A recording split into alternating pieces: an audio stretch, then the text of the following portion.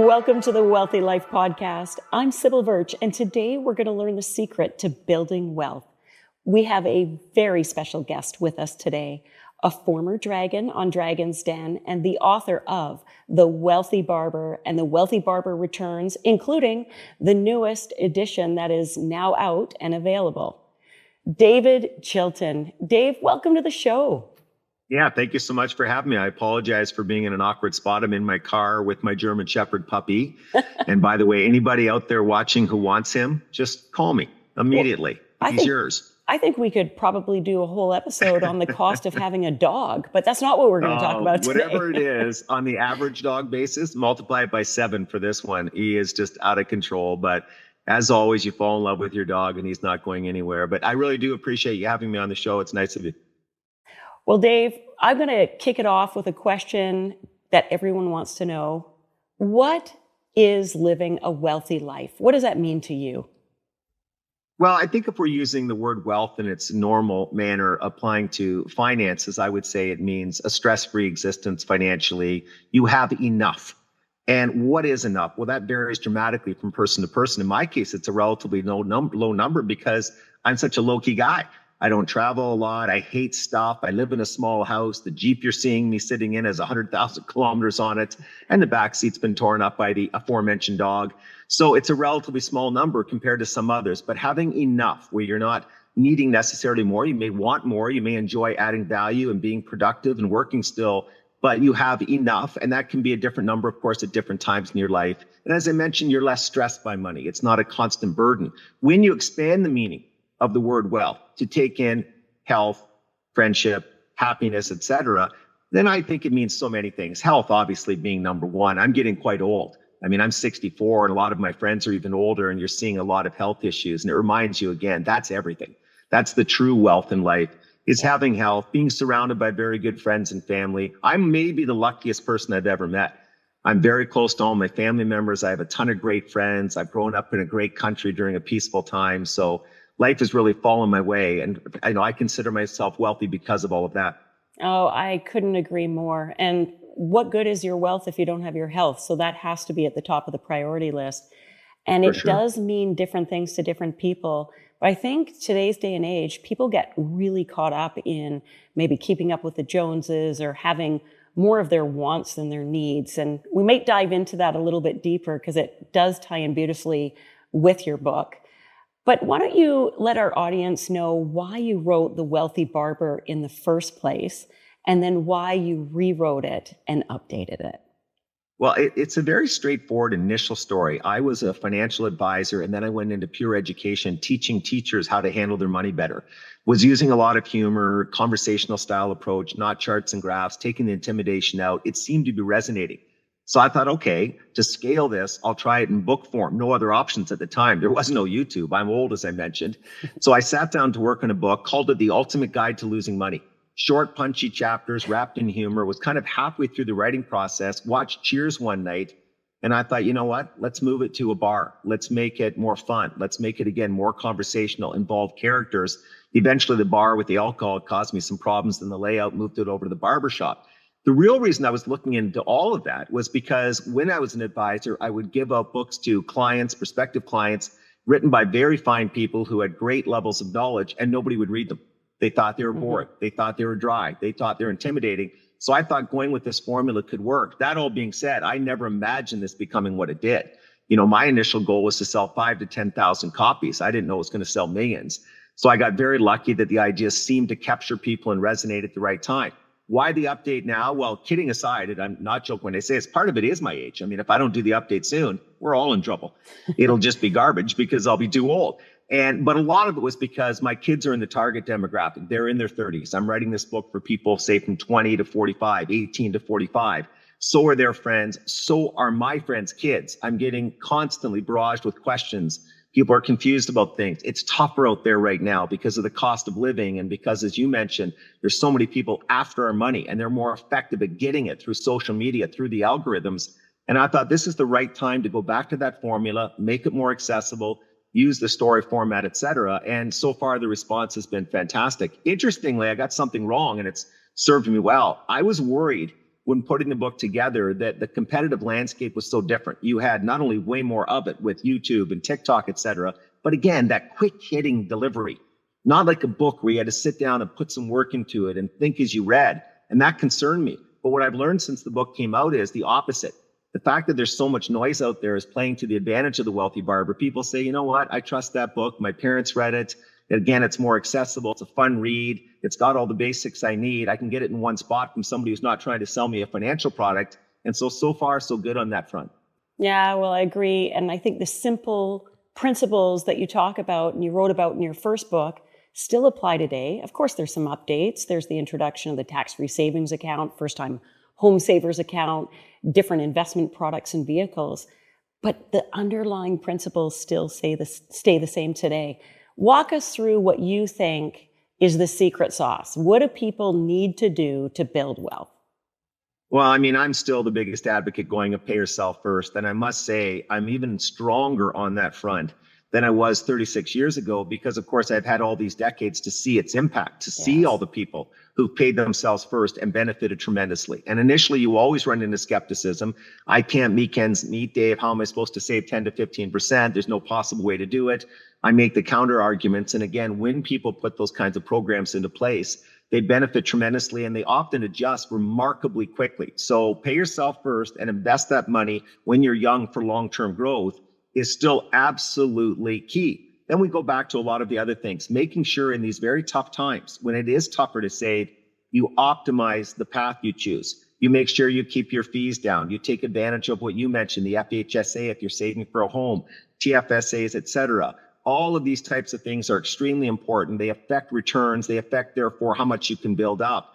And it's something in general Canadians aren't particularly strong at. So in book 2, the updated version, there's a lot done on how to keep the fees down, how to make this as simple as possible, how to stick with the program, et cetera. And simple is key. And I read the book when I was in high school. That's when it first came out. And it shaped my life and actually my career, because now I'm helping other people financially as well and arming them with the knowledge they need to make better decisions. And I think when we look at the internet and AI, there is no shortage of information out there. But the common challenge that I see, and I'd love your thoughts on this, is, but the source of it, is it credible? You mentioned that earlier. Too much information. How do you curate it down to what's important? And a third thing would be, you ask a question, you put it out there, you'll get the answer to the question you ask, but is it the right question in the first place? And then fourth, and I would say this is probably the most important, is execution. So great, you've got all the knowledge, you figured out what information you needed, but are you putting it into action?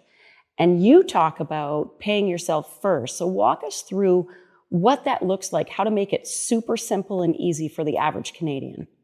Well, first off, the lead up to your question there was fantastic, because you're bang on across the board. How can the average person possibly curate all the information coming at them from the finfluencers and all the different platforms? They can't. But I think beyond that, a second problem with that information is it's all done in soundbite form. There's no whys behind the whats.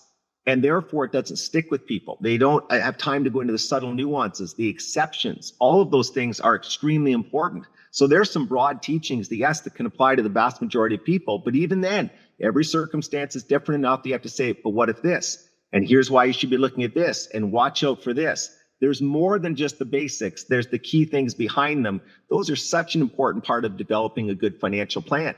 Again, lots of the people out there giving online advice, by the way, are solid. In fact, in Canada, I would argue we are blessed to have some of the finest in the world. No exaggeration.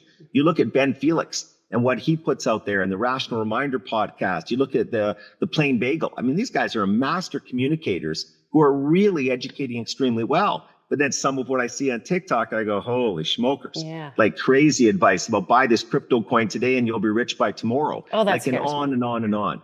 Yeah. And so I couldn't agree with you more that it's very difficult for the average person to curate. Going back to your question about what does pay yourself first look like, it's getting the money off the top of the paycheck or directly out of the bank account before you have a chance to spend it, before human nature can get involved, because when it does, bad things tend to happen. And so again, those old-fashioned techniques are so important, and there's electronic versions of all of them now. It's much easier to do those types of things now than it ever has been. I mean, you can open up accounts, TFSAs, for example, with no account fee, no ongoing commissions or account charges. Even though it's trickier now with the cost of living, in general, there are some very positive developments on the technology front that make applying a lot of this even easier than it was all those years ago. Yeah, and I can think about it through most employers have a group RSP program of some sort if they don't have a pension plan, which pension plans are becoming, kind of obsolete, rare and rare. But the RSP plans are quite interesting because that money comes off your paycheck before you even see it. And in many cases, the employer matches it. And I can't tell you how many people I've spoken to who didn't even know that was available to them. And then once they realized and asked their employer, now they're set up. I mean, that's just getting free money. You got to do that. It is. And I mean, it's probably my biggest pet peeve in Canada, to be honest, is the fact that we still have a lot of people who don't take advantage of up to the matching level. And frankly, a lot of them could afford to, but as you say, lack of awareness, inertia, they don't get started and they never get at it. And you're literally throwing money away, not little money, big money. I'm very proud. I mean, this sounds a little dramatic, but I'm very proud of the impact the Wealthy Barbers already had on that front, the new release, because I hit that hard. Yes. I mean, I was blunt and aggressive on that front. And I've had a number of people say, okay, I got the message. I've already gone down to HR. I've set it up, et cetera. So you're right. The group RSPs in many cases are a great starting spot. In fact, interestingly, despite what you hear online, they're a better move for many Canadians than even paying off credit card debt, because paying off credit card debt is a phenomenal move. Great after-tax rate of return, reduces stress, frees up cash flow, earn 20 and 21% guaranteed. But guess what? A group RSP with a dollar for dollar match, even better. Yeah, that's like 100% return. It is. And so start with the group RSP if you have it available, and then go from there to paying down the debt. Those are two of the wisest things you can do for sure. And to your point, the group RSP plays perfectly to the pay yourself first. It comes right off your paycheck. Yeah, and people don't really notice it. I know it does seem scary at first, and you talk about this, but just try it. And if you're unsure of the dollar amount, start somewhere. Don't just not do anything. And you'd be surprised. You know what? I love listening to you. You're bang on. Like you really are. Everything you're saying is bang on. The resistance you first get as an educator to pay yourself first is pretty strong. But when you get people to try, and oftentimes, by the way, I don't start them with just something small. I say, let's go all the way to the 10%. And then 3 months from now, if that's proving to be way too much and you're still annoyed with me, then I get it. Try to drop back down to a more reasonable level. Guess what? Almost nobody ever gets back. Like they're always saying, yeah, I made the adjustment. I made the change. I've had so many of my friends' kids who I've helped on those fronts, et cetera. People do make the adjustment. Now, all that being said, we have to admit in the last 5, 6, 10 years, it's become more difficult.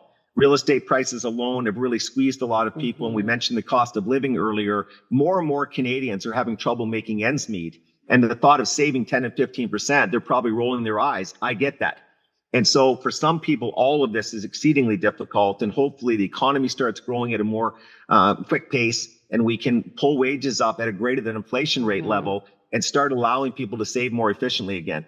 And where there's a will, there's a way. I know a lot of people are having second jobs or doing a side hustle or cleaning out their house, their crawl space, their closets, and selling things on Facebook Marketplace. Do whatever you can do. There are ways to pay yourself first. It's just, I'll tell you, I see some of the best examples of that. Like when people are sending in their spending summaries, and I'm a voyeur, I love looking at people's spending summaries to the point I'm actually a little worried about myself. Very odd behavior. But it's amazing how many people have come up with clever ways to monetize hobbies. I think in general, I've seen more women do it than men. The research says that stateside. I'm not talking about a normal part-time job or even a side gig where you're driving for Uber, let's say. I'm talking about monetizing a hobby, doing that type of thing, a true side hustle. It's amazing how many people I'm meeting now who are doing that. And the funny thing is they're not only increasing their income, they're enjoying the process. They like the challenge. They like the underlying hobby. I'm hearing more and more stories. They do say it's more common in the States than Canada, and that matches up to my personal experience. But I'm seeing momentum on that in Canada. You mentioned just fixing up things from your house. Well, I can't tell you how many people I've crossed paths with who buy things from Kijiji. They buy things from Facebook Marketplace. They fix them up a little bit and resell them, and they're able to put up huge money. Now, I'm not talking tens of thousands a month or anything like that, but I'm talking the $500 to $1,000 a month that all of a sudden, even after tax, fully funds a TFSA. That's a difference maker. Well, it is, especially for the person who is living paycheck to paycheck, which I know there's a ton of Canadians doing that right now. And those are the ones we want to help get out of that trap, get out of that mindset, and just look at some of these options. I want to talk about investments. So when people, okay, they're disciplined now, they've heard you preach, Dave, they're on board, they're paying themselves first, they move that money over. What should they be looking at for investments?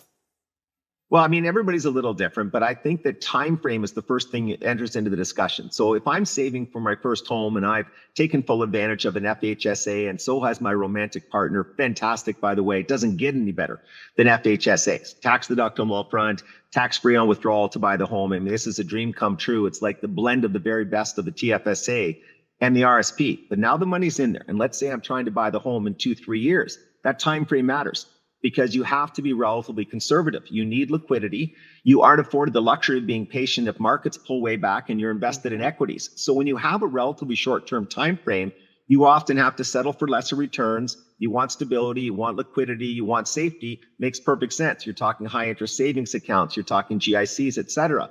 But when you're looking at your retirement fund and you're in your 20s, your 30s, your early 40s, and you're looking now 20 and 30 and 40 years down the road, when you discipline yourself to set aside that 10 to 15% in a TFSA and an RSP, whatever the right vehicle is for you, I think long-term equity funds with low expenses, things like ETFs, index funds, make the most sense for the vast majority of people. Mm-hmm. And then finding the right ETF or managed portfolio based on suitability. So if it's all equities or a mix of equities and bonds, of course, will come into play.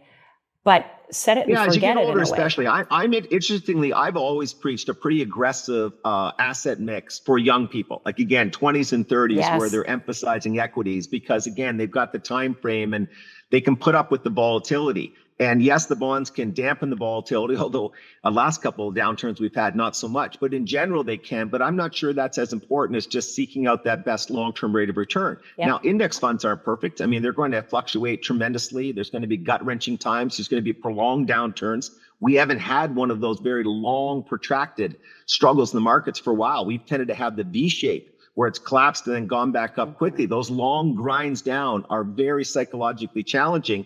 But you have to remind yourself, I'm still buying monthly. I'm in my group RSP. I'm in my TFSA. I'm picking up shares using dollar cost averaging. Eventually, when the markets rebound, and they will, and they always have, then I'll be in a much better position. And I think people are getting better and better at that, by the way.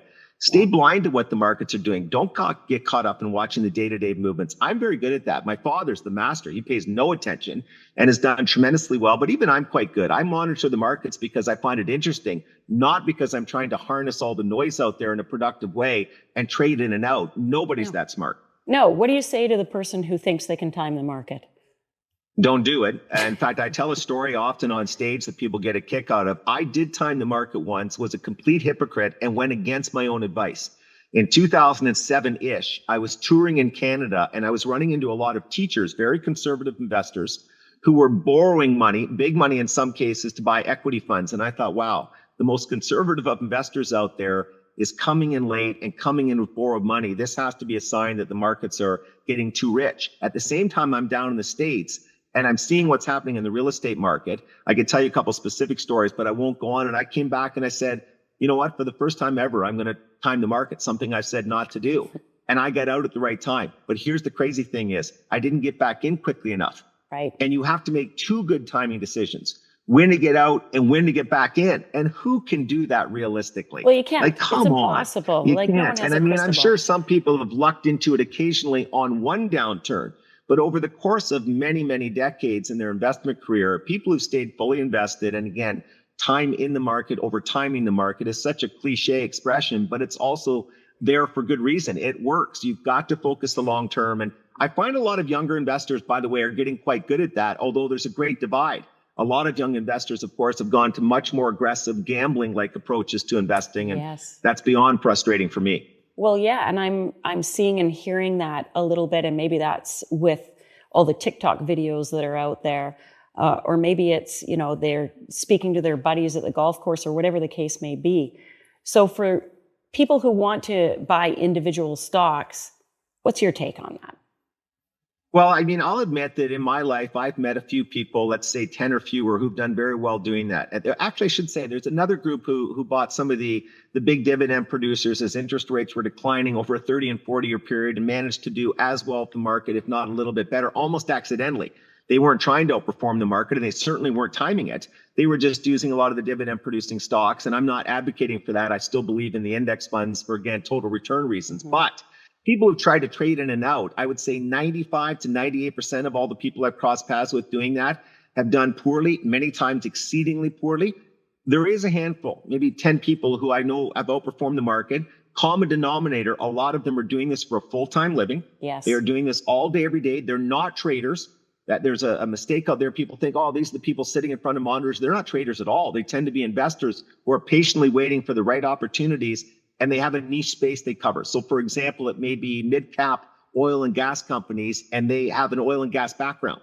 And they know the people, they know the players, they know the industry. That gives them an edge. They're working on it all the time. And some of them, and one of my friends in Vancouver, have put up very good numbers. But for the average person out there, the 99% of people, not a chance. In fact, most of them blow up. They don't just lag, they blow up. So I'm not a big fan of it at all, to be honest. Nobody in my position where they've seen as many portfolios as I have wouldn't be a fan. The empirical evidence just doesn't support it. Well, I agree with you. And I would say the exception might be to a client that hires a portfolio manager that is doing it as a profession day in and day out. It's a diversified portfolio. They may see the stocks, but they're not going in and buying the individual stocks. I think you're right. The average Canadian, they just can't do it. And I would look at it. It's very tough. I mean, look at the professional money managers out there. So few. I mean, far fewer than 10% outperform the broad market averages. Right. Some of that's because of the fees. But at the end of the day, I mean, just buying a low-cost index fund and letting that ride out tends to be the best path for people. And all the empirical evidence, all the studies support that viewpoint. And there is a big difference between investing and gambling. And I think individual stock picking for the average person is a gambling type of a mentality. So it's not. It is, although, I mean, I certainly meet some people going individual stocks who don't have a gambling nature. In fact, they're trying to invest, but again, they don't get in at the right time and they're drawn into things they're familiar with. They don't know how to do the proper due diligence. They don't have an accounting background. I mean, ask yourself, what's your edge? The market collectively is pretty darn smart. Why do you think you can outsmart it working 10 minutes a day with no background in finance? It's very, very difficult. Now, to your point, we've also seen a tremendous number of people now with meme stocks and certain crypto coins and options, especially lately, have come in and really gamified and gamblified the investment arena. I hate to be sexist, but it's true. It's 95% men. In fact, I think it's 98. The data says 95 to 90. I think it's the high end of that. And a lot of them will rationalize, well, that's because things are so tight out there. The only way I'm going to make it is to take excessive risks and hopefully get lucky. Come on. That's just not the case. And I don't think that's the legit reason anyway, because I'm dealing with a lot of quite affluent younger men, and they're still taking those gambles, and they could easily make it by doing the old-fashioned tried and true. The research says a lot of this is tied to testosterone. And that because when you have a lot of testosterone, you're a bigger risk taker, including ill-advised risks. And now with so many platforms, so many ways to gamble on stocks, on sports, et cetera, that temptation is overwhelming a bigger and bigger percentage of the public. And I think that's probably right, that analysis. Yeah. And they get the dopamine hits, I think, from it. It's kind of fun to do, but for sure. I get it from my hockey pool. Like, honestly, I get more excited about my hockey pool most nights than I do my investment return. So I get it. But at the end of the day, you can't let that pull you in because it's going to lead to suboptimal returns. No, forget suboptimal. It's going to lead in most cases to horrible returns. Yeah. And precisely because most people can't afford to set aside much money now, you want to make sure you invest the money you can set aside relatively well. Nobody can do it perfectly, but relatively well. The opportunity cost of losing that 5, 10, 20, in some cases a lot more, $1,000 when you're young through excessive gambling, through excessive risk taking is absolutely huge because of the compounding in these tax sheltered accounts. And so, wow, I wish we could go backwards on this and get people doing less of that. Right. So, we've covered a couple of really important principles to building wealth. One is pay yourself first, start early, benefit from compound growth. And 2 is invest wisely, diversified portfolio that is suitable for your time horizon, which I think is critically important. Now, what point should financial planning come into into play? And when should people reach out to an advisor to start getting advice? Well, I'm a big pusher that people in their late 40s, early 50s are probably going to need a financial planner of some sort, because when you get into retirement, all of a sudden you have so many sources of income. And just figuring out the timing of withdrawals, for example, to optimize your tax situation is beyond tricky. You really need the software. You need the expertise of a financial advisor. You also probably need estate planning advice at that point. Do you help out your kids if you're in the lucky position of being able to do that? All of these types of things. And so I think a lot of advisors can add good value at that point, especially if the business model is set up well. We're seeing more and more in Canada of the fee-only financial planner who may charge $300 and $400 and $4,500 to come in and give you a comprehensive, balanced, and very well-researched financial plan from someone who's not trying to sell you a product. That model's picking up steam. We're going to see more and more of it, especially augmented by AI as it gets stronger in the next 3 to 5 years. And then we're seeing more of the American model, the common American model, where somebody's paying, say, 75 basis points, in other words, 0.75% a year. I'm making up the number, but in that area, to get all around financial advice, not just investment planning, but tax planning, estate planning, insurance needs analysis, helping out with the family planning. All of that comes in, and that can be a very good deal for a lot of people. So I think as you get older, it's often important. In Canada, though, of course, a lot of our younger people, they don't have enough money to justify the involvement of that type of person. And so they end up getting involved with very high cost mutual funds. And that really hurts their return. In fact, it's remarkable how much it's hurt it for so many people across the country. I think for a lot of those younger people, especially normal income people, learning to do it yourself, there's lots of helpful platforms. There's books like The Wealthy Barber. There are very good people online. I mentioned The Plain Bagel, for example. I think a lot of them should try to get more involved. The good news is none of this stuff is that tricky. You know, for the most part, the basics are quite easy to grasp. It's the tricky stuff that doesn't work. Complex option strategies. All of that's my background. My background is investments. I can grasp all of that, but it's ineffective. The more complicated something is, generally, the worse it is for the consumer, the better it is for the person selling it. The KISS principle applies. And so for the most part, you want to keep it basic. Yeah, keep it basic, keep it simple because it works, and execute on it. Don't just talk about it, actually execute on it. You were talking about the value a financial planner can add, and especially on ongoing advice basis. And I see that there's a lot of tips and tricks that planners can offer to a client on how to structure their investments, how to minimize their tax, that can put more dollars in their pockets than they otherwise would have had above and beyond just the investment returns. So I agree. Typically, I mean, paying a fee for a planner is great. You've got unbiased advice. The people can take the plan and have it implemented anywhere. But it's not too dissimilar to fitness. If somebody wants to get in really good shape, they can go online and watch a YouTube video. They can buy some weights. They can work out at home. They could hire a personal trainer. That's going to be the most expensive option. And which one of those is going to have the best results? Well, it kind of depends on how disciplined the individual is themselves. Because if they're really disciplined and sticking to it, maybe they can do it themselves. But in some cases, going to get a personal trainer is worth the money. So what advice would you have for people if they are looking to hire a financial planner or a financial advisor? What should they be asking to make sure that the fees they're paying are worth the benefits and the perks they're receiving?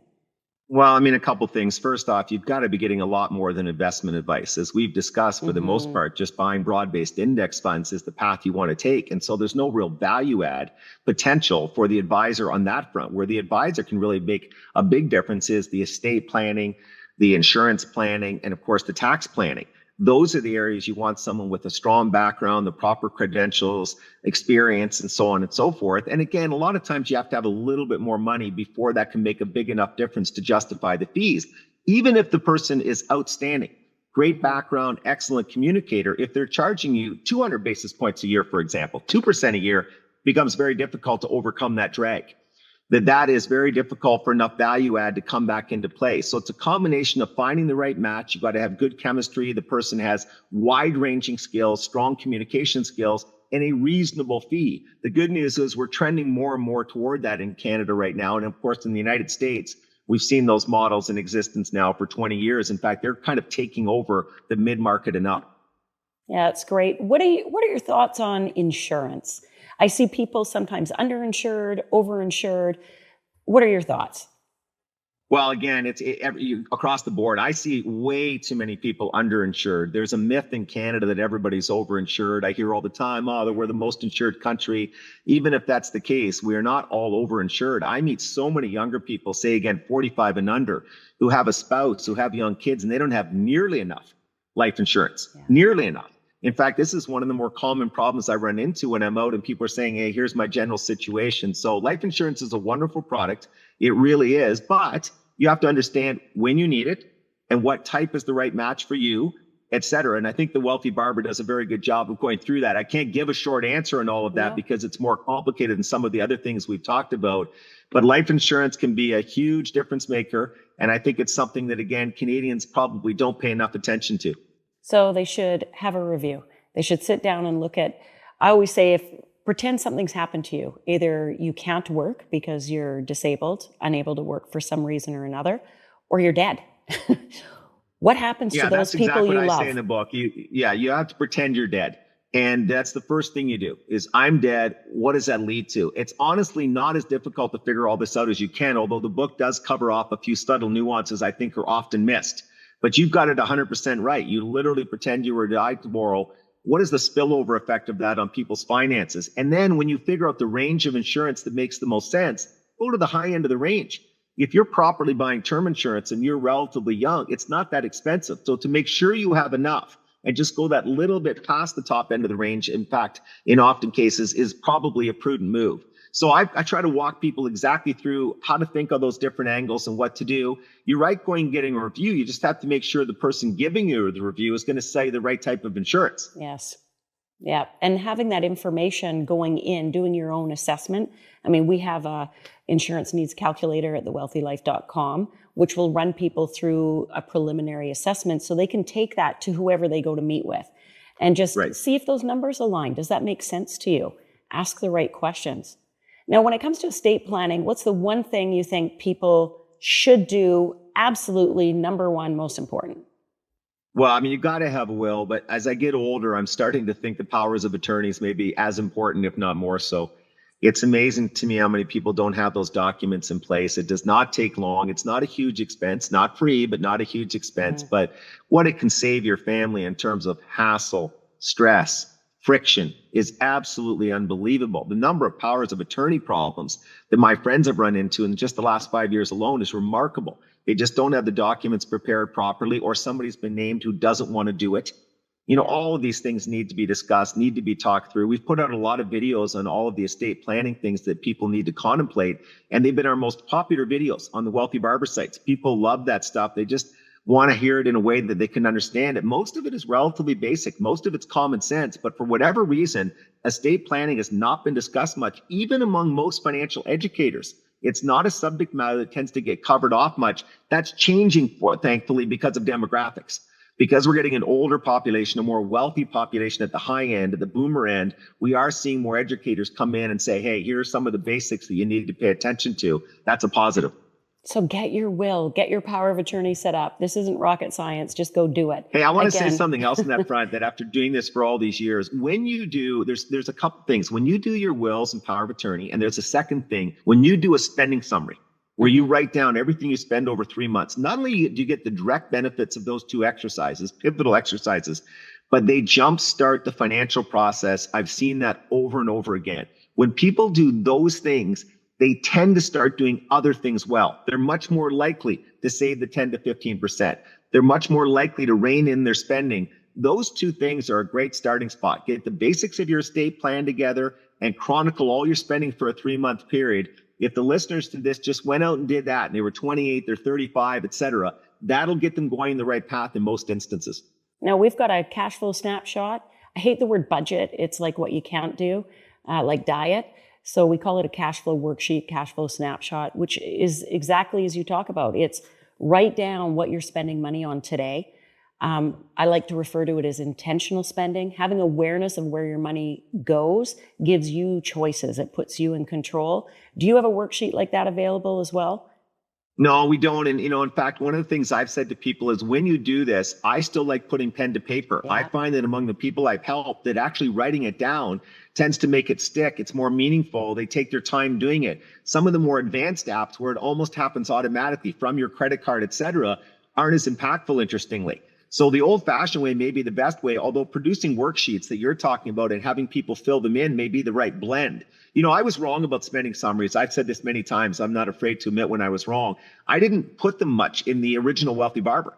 But over 30 years of seeing the incredible impact they have on people, I've learned they're not only important, they may be the single most important thing to start this whole effort. Agree. And so, yeah, I'm a huge advocate. And, one thing I will say to your listeners, and I think they can tell I'm a straight shooting guy. I have never seen somebody do a spending summary and not benefit from it. Not one person. I would agree with that. And everything starts with cash flow. Cash flow is the foundation to everything else financial. So spend the time doing it. And it doesn't have to be a big, long exercise. You can get through it. No, it doesn't. And it's funny because I've had so many people say to me, Dave, I'm really good with my money. There's nothing I really wasted on. I'm okay. I'm saving to the right level. And I'll say, this isn't just about saving. To your point, it's about spending more efficiently. So you get as much bang for your buck, as much joy as you can from your spending. Let's chronicle things for 3 months. There'll be a lesson or two in there every time there is. One of the examples I give is Maureen, my assistant of 112 years, said, Dave, we're on top of this. I work for the Wealthy Barber, for heaven's sakes, not an issue. She does one and comes back and says, oh my gosh, we couldn't believe what we're spending on arena food. They had 3-4 girls playing hockey there at the arena literally every day, often twice. You're getting a muffin, you're getting a hot chocolate. You add it all up after 30 days and you're going, what the heck? Yeah. Everybody does that. It's not the same thing, but everybody does it. One more quick point on this, I think your listeners and your viewers will find interesting is a lot of times people say ahead of time, well, I already know there's an area I spend too much money. Maybe it's cars, maybe it's eating out. But what they don't realize is how much too much until they do the spending summary. When they do it and actually see the total, they go, oh my heavens. And they have to make some changes. And as you know, doing what you do, when people manage their money better, they are happier. Yes, the biggest myth in personal finance. It is. The biggest myth in personal finance is if I start saving a little bit and I make some sacrifices, I'm giving up happiness. It's the opposite. People who live within their means are less stressed and they're happier, for heaven's sakes. Oh my gosh. I think that is a perfect note to finish our interview on, which is doing the difficult things or seemingly difficult things today with your finances aren't so difficult. And it's not for future gratification. It will bring you gratification now in the form of increased joy and less stress. Bang on. David, thank you so much for your time. It's been a pleasure having you on today. And you know what? Jasper didn't even bark in the background. No, I went to a place where he was going to see no other dogs, thankfully. And he didn't bite anything. He didn't ruin my car. This is a huge victory for me. I will always remember this podcast. Jasper's finest moment. Oh, well, thanks again, David. It's been a pleasure. Enjoyed it. Thank you for having me. And thank you to our audience. We appreciate you. We appreciate the follows, likes, and shares on social media. And what do you want to cover next? Let us know. Reach out to thewealthylife.com. As always, please seek independent professional advice before taking action. We are here to provide information to help you learn and ask the right questions to make smart decisions so you can live the wealthy life.